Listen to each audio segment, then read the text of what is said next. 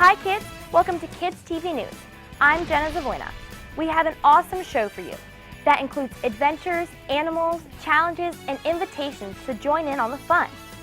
We'll get some hands-on advice on how to raise a winning market goat and what it takes to manage their very unique personalities. We'll take you sky high, testing your muscle strength and conquering your fear of heights. We'll get you in on a terrific invitation where you will have fun and contribute to a great cause. But first, my co-host Khalil Stewart got to have all the fun this edition, where he headed out to Hartford Glen for some FaceTime with the wildlife, wetlands, and even history. Let's catch up with him. Hartford Glen is one of my favorite places, mostly because of what I learned about the wetlands, the wildlife, and the waterfowls, and the responsibility that we need to understand to protect the natural environment. And there's so much more to learn here at Hartford Glen, like this new ice house. Let's find out more. Hi, Khalil. How you doing, sir? Welcome to our newly restored ice house here at Hartford Glen. Nice to be here, sir. Thank you. When was the ice house first constructed? And what is its purpose? So the ice house was first constructed around 1830, and its purpose was to store ice for the family that lived here at Hartford Glen when it was an operating farm. They used that ice to preserve their fruits and vegetables in the summertime. They didn't cut little pieces of ice off to put in their drinks. They would use large blocks of ice in what was called an ice box, and that's where they would put their fruits and vegetables from their garden. If you were lucky, your grandmom or mom might get some fresh cream and some salt and let you take some small chunks of ice to make some ice cream as a summer treat. So, what happened to this ice house? What needed to be restored to make this how beautiful it is now? So over time, weather took a great toll on the ice house. The roof specifically was in very bad shape. It was covered with original cedar shake shingles. They deteriorated and water was entering the ice house, which caused the floor to rot out. We thought that the ice house was in danger of falling into its own pit. The pit is 16 feet across and 10 feet deep. Over time, somebody had the idea of filling the pit with garbage. So our first step in restoring the ice house was to remove a ton, literally 1 ton of garbage from the ice house pit. We accomplished that by lifting it out in 5-gallon buckets. We separated the trash from what could be recycled, and soon we had a nice clean pit to start with. Next, we had a construction company come in. They replaced any of the rotting timbers that had been affected by water damage or termites. They put in a brand new, nice sturdy floor, and they replaced the cedar shake shingles on the roof. So currently we have all new flooring and an all new roof, and some of the roofing timbers and some of the timbers along the edge of the wall were replaced as well. So how is the ice house being used right now? So we're currently using the ice house as a teaching venue to show the boys and girls that visit Hartford Glen how hard folks had to work in the past to harvest ice so that they could preserve their fruits and vegetables in the summertime. The men would go out and harvest large chunks of ice, lower them down into the ice house pit, and insulate that with sawdust. If they did that correctly, the ice could last up to 2 years down in the pit. So today, during our shooting, it's 84 degrees up here where you and I are standing. Down in the pit today, 64 degrees. There's about a 20-degree difference between the top of the ice house and the bottom of the pit. All of this restoration, all of these teaching tools that we have here would not have been possible without the Hartford Glen Foundation funding the restoration of our historic ice house. So Khalil, thanks for visiting the ice house. But let's go look at some other exciting things we have here at Hartford Glen that you can do all year round. So Khalil, we have miles of well-marked trails here on our 400-acre campus. And when we are open to the public on weekends and during the summertime, we invite folks to come out and enjoy the trails. We do have some ground rules. Naturally, we ask that you pack out any trash that you bring into the park, And if you happen to see some stray litter along the trail, we ask that you would pick that up.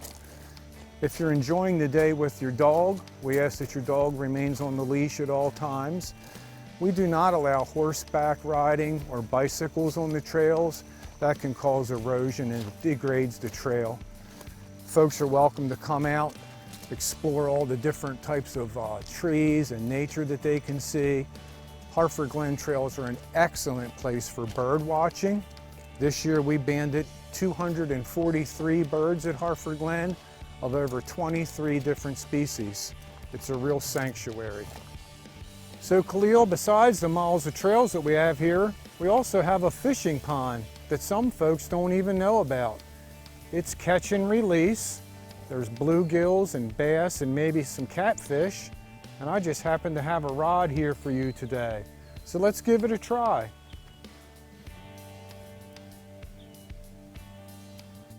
What kind of animals are in this pond? Well, Khalil, we have several species of fish in the pond. We have bluegill, some bass, and some catfish. We also, as you can see, have several different species of turtles. We have snapping turtles, red-eared sliders, painted turtles, musk turtles, and mud turtles that all live in the Hartford Glen Pond. Around the edge, we have red-winged blackbirds that make their nests. We have several types of frogs that inhabit this pond. You can hear the green frogs today. They kind of sound like somebody plucking a banjo string. We also have some really big bullfrogs that live in the pond and scores of different types of insects and dragonflies all call the Hartford Glen Pond their home. So what do the fish typically feed on?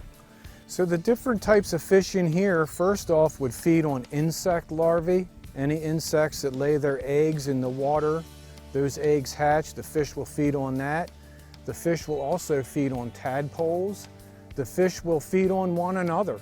Bigger fish eat smaller fish, and then in turn, the bigger fish are eaten by the snapping turtles or the red-eared sliders. It's a real food web that takes place here in the pond. How do you allow the fish to have such a healthy environment? Well, first off, we remove any trash or litter that folks would leave here at the pond. We encourage everybody to practice catch and release. So if you catch a small fish, you put it back in. Hopefully in a couple years you can come back and catch it again and it's a little bit bigger. We do not use any herbicides or pesticides or poisons around the pond so that that does not run off into the pond.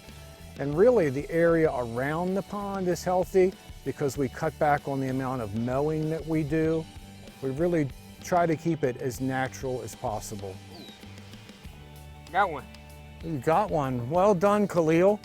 We're going to let him go because all of the waters here at Hartford Glen are catch and release. So we'll safely remove the hook and we'll put him right back into his home. So thank you for showing me around Hartford Glen, sir. I really do appreciate it. And I love that I learned about the responsibilities of the natural environment. My pleasure, Khalil. Come back anytime. Yes, sir.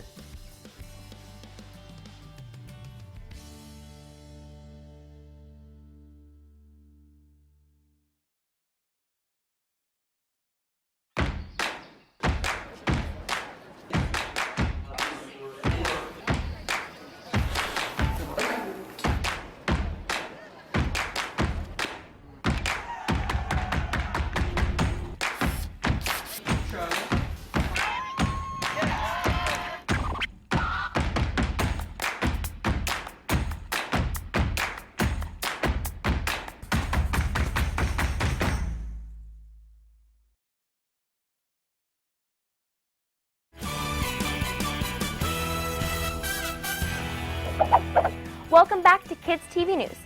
Every year, Hartford County kids get to show off their favorite animals at the farm fair. And this year is no exception. But there's a lot more to raising animals than just showing them off. Let's meet Megan Kingsley, who raised goats at her northern Hartford County farm and also shows them at the farm fair. But before we get to the ins and outs of raising goats, it's only polite to get a proper introduction. This is Capri. She doesn't like people too much, but she loves cookies. This is Baby. She was my first show goat, and she does not like people that well. but she loves showing. This is Francesca, her daughter, Franny, and she had 2 kids, but she loves treats as well.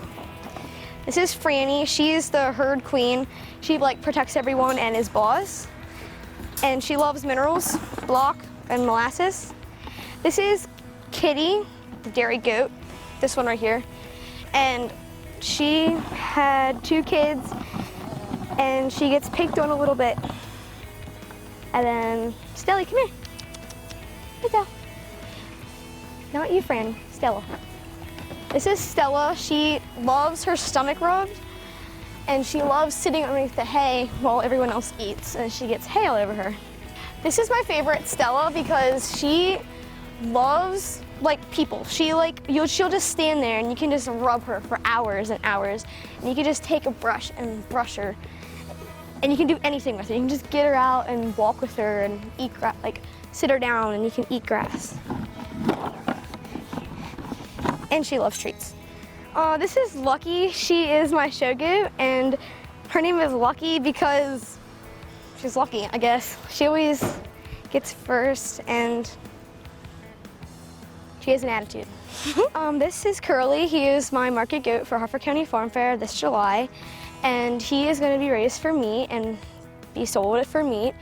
And he loves eating grass and following you around and running with you. He loves eating animal crackers and just being friendly and jumping on you. What makes a winning goat is a goat that has a flat back, a deep twist, and a goat that walks nicely in a ring and follows you and doesn't mess around in the ring, doesn't eat your hair, doesn't jump all over the place, and walks smoothly and looks nice. Okay, what you look for in a market goat is a big loin, so it's supposed to be your hand size, and you go down. And then for the butt muscle, you usually go in the twist, and you really want that big, so you build the butt muscle up as they grow by doing fast sprints. And then you usually look for a big shouldered animal and doesn't break here, so doesn't get hollow, so the loin goes all the way back and the muscle. And then you want cover, so you want to be thick all the way back, and you don't want to be able to feel this rib cage. I usually choose my winning goat. I usually get it out, and I put it on a halter, I walk it around, set it up, get my mom to hold it, and then I pick and choose, I look at the issues and I compare them to all the goats, and then I choose which one's the best. So how I care for a goat is I water them every day, twice a day. They get fresh water, they get their water buck scrubbed, and then they get fresh water. And then twice a day they also get grain, and usually sometimes they get hay in the winter. But usually in the summer they just eat grass.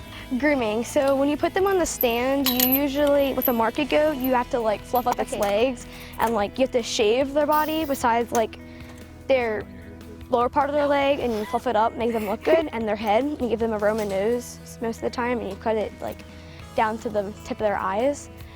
And then for a breeding goat, you usually just shave their front end and make them look pretty, as in make them look like they have a bigger butt and stuff like that. So what I like best about raising goats is that I love how their different personalities and how each one likes working differently.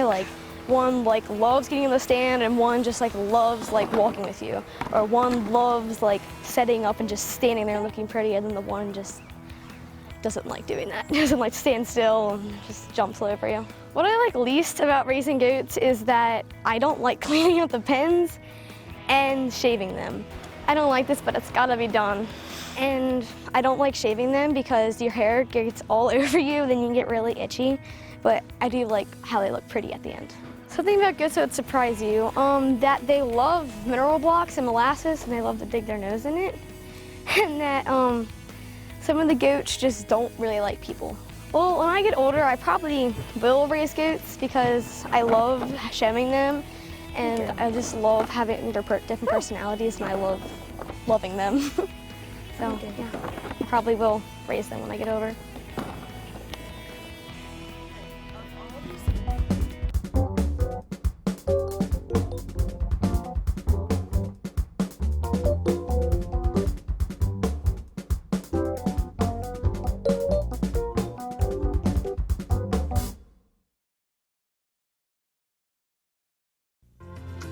healthy diet and plenty of exercise are keys to success, both on and off the ice. Teaching kids how to eat right will give them the fuel they need to be at their very best. Growing bodies need lots of fruits and vegetables, whole grains, lean protein, and low-fat dairy to be healthy and strong. A registered dietitian can work with your family to help you create nutritious meals you will love.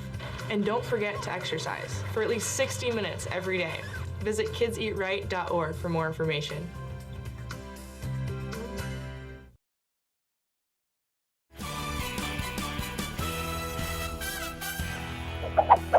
One of Harford County's best-kept secrets is our climbing wall at Edgeley Grove Park.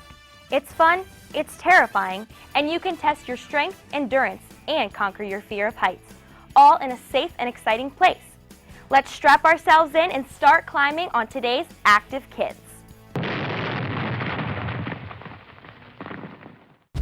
The Above and Beyond Climbing Rock Wall is a great starting point. We have programs that people can come out and try new things. This rock wall isn't a super advanced rock wall, but it gives kids and adults a chance to try something and have a little bit of fun in the park in the evening. So the first thing I tell climbers that come to visit us is don't be intimidated. Just go ahead and step back and set yourself a goal, whether it's 3 steps off the ground or it's the top. Set that goal and work towards it. And if you can make it up towards that goal, then set a new goal and try again. Alrighty, so now that we're at the rock wall, we have a couple of pieces of equipment that we need to use. The first is going to be our helmet. And the helmet's a really important piece of equipment because it keeps your head safe. Whether you are climbing here on our rock wall and we want to make sure that you're safe while other people are climbing, or you're climbing on natural rock and you want to make sure that rocks don't fall and hit you, this is a really, really important piece of equipment. The next thing that we're going to use is a harness. And so these harnesses are waist harnesses, and they almost are like a pair of shorts. And you put them on just like a pair of shorts. You're going to tighten up these straps, and we want to make sure it's nice and tight against your body so it's not loose when you come down. And we're going to tighten these straps down. We'll clip you in, and you actually get clipped into the front of this harness. And you sit down just like you're sitting in a hammock.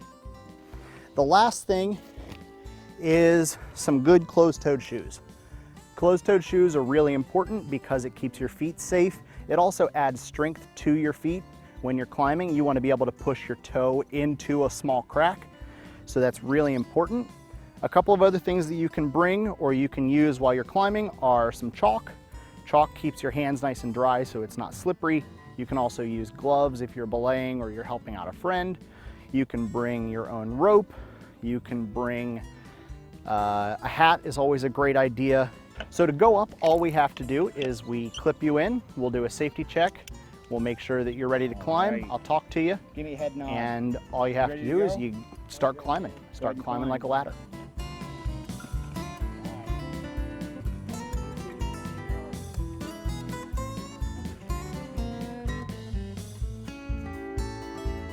There's plenty of benefits to rock climbing. Number one, it has a great cardio effect on your body. It works your body really, really hard.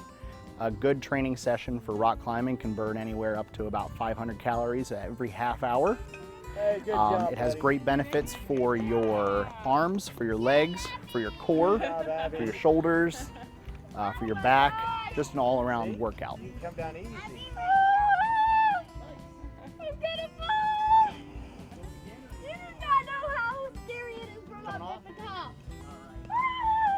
So once you climb up the wall, we are in Edgeley Grove Park, which is an old farm. And so we have an old farmhouse, we have the barns, we have the other field space and the woods around us. So if you get halfway up the wall or even all the way to the top, if you take a second and you hold on and you just turn around and look, it's a great view. It's a beautiful view of Harford County.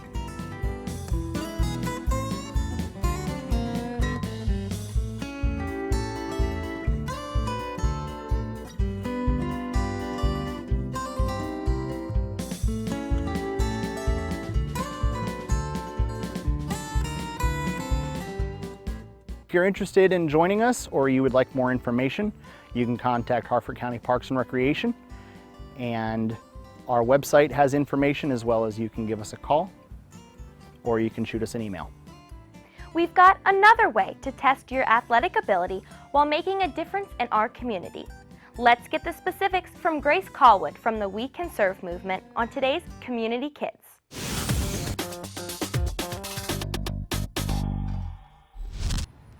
Our goal at the We Can Serve Movement Incorporated is to bring happiness to homeless, sick, and foster children because we believe that we can all make a difference, no matter who you are or how old you are. Hi, my name is Grace Callwood, and I'm the founder of the We Can Serve Movement Incorporated. Join us for Goals for Grace 2019 here at the Harvard Sports Performance Center in Forest Hill on September 8th from 9 a.m. to noon for a soccer kickoff, competing for a prize and the chance to kick against former Baltimore Blast goalie Phil Saunders. Our goal is to raise money and awareness for the We Can Serve Pediatric Patient Assistance Fund at Sinai Hospital in Baltimore, which helps parents cover expenses associated with caring for a sick child. It's a fun way to make a difference and to show off your awesome soccer skills. Register today at our website. Everyone can play a part in making our world a more compassionate place. There's lots more going on for kids here in Harford County.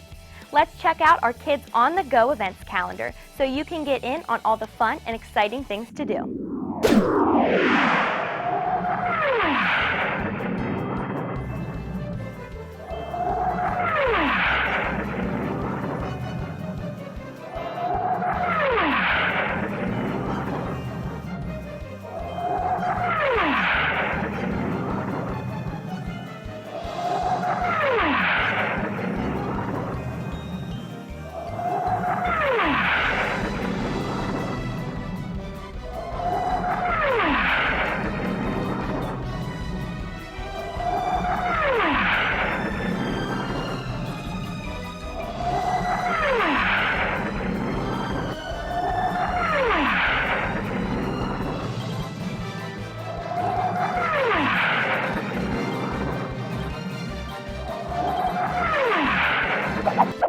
Well, that's all, folks. Thanks for sticking around.